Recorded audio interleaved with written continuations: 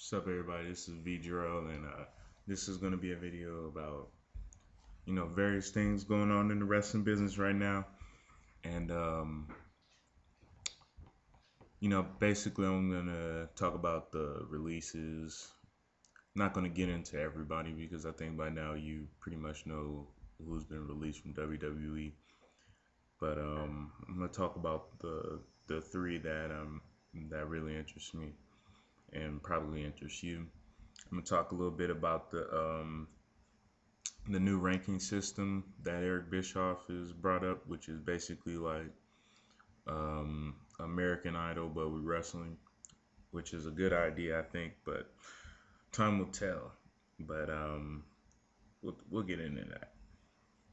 Um, uh, and just some general TNA stuff that I'm seeing that I like, and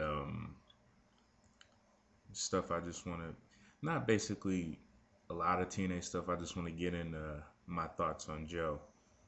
But first, let's talk about these releases.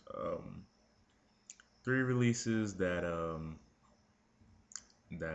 really surprised me when I heard them was well, okay, two of them surprised me. One of them I wasn't too surprised, but I was a little disappointed.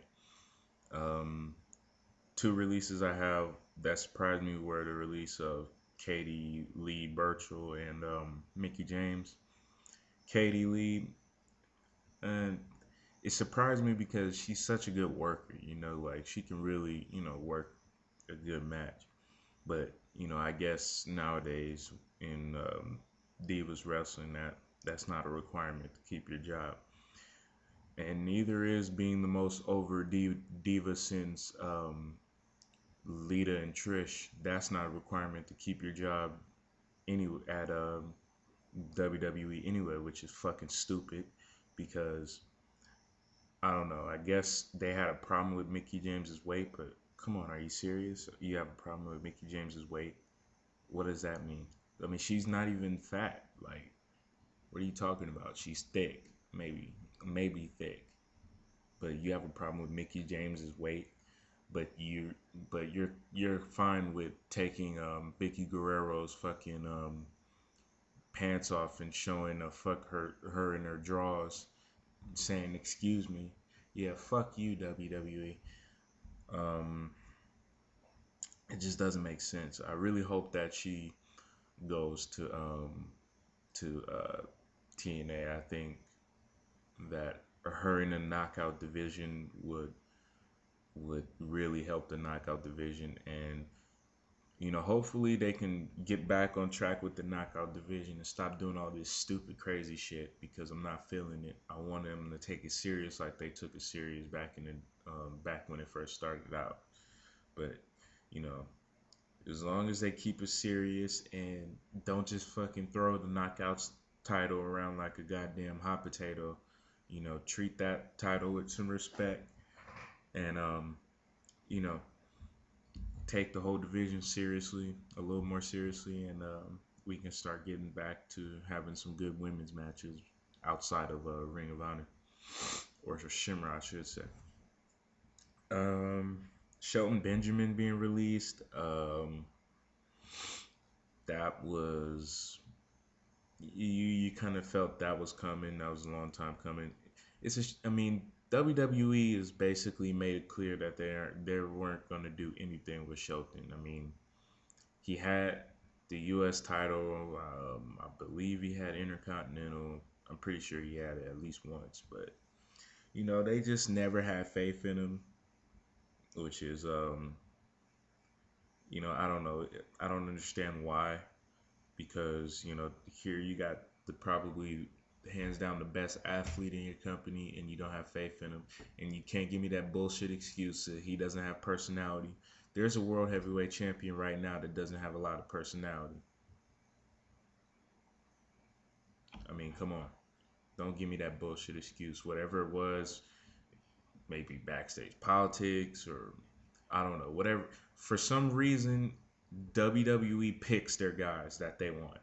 And they're just, that's just how they work. They're gonna pick their guys because there are guys in that company who've come and gone that deserve title shots over certain guys, and they haven't gotten it. And another example of that I'm thinking we're going to start seeing for the rest of his time there is John Morrison. I mean, here's a guy that's been the tag team champion, has been intercontinental champion, and the last time he was the intercontinental champion, he was starting to bring some interest to that title. The first interest in that title I've had since I don't know how long. It's been that long, maybe since back when Benoit was in WWE. This was the last time I actually cared about it. IC title match. But he had that great match with Rey Mysterio. He was bringing that belt back, and then they took it off of him to put it on Drew McIntyre, which I didn't have a problem with. I'm not a big Drew McIntyre fan, but you know what? I didn't really care because I thought that was a perfect way where they can reward him and start building him up to win Money in the Bank and subsequently win the World Heavyweight title, which would have made his career. But they didn't do that. Once again, I thought he was going to get drafted to Raw and start moving forward his career into his main event status. But who did they draft right after him? R-Truth.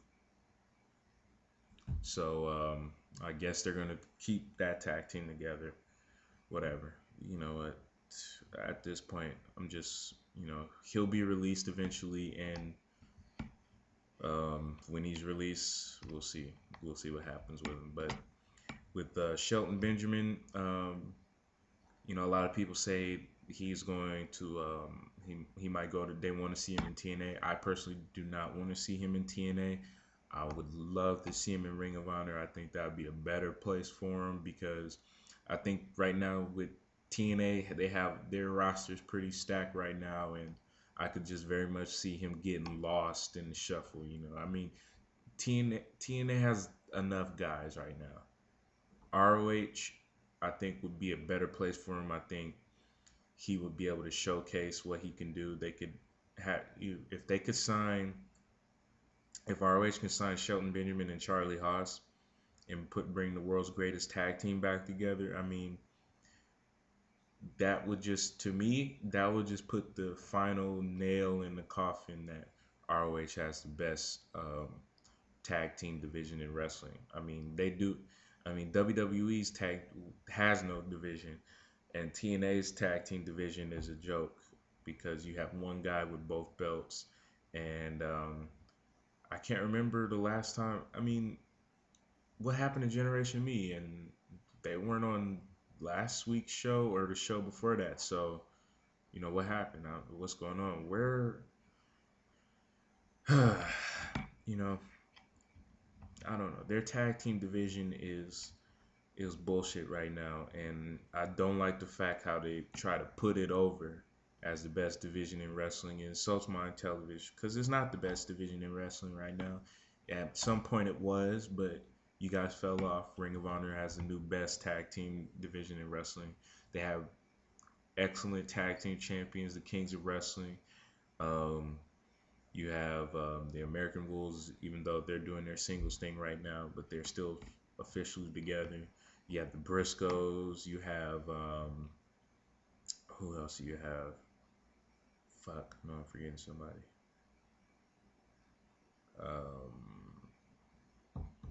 Shit.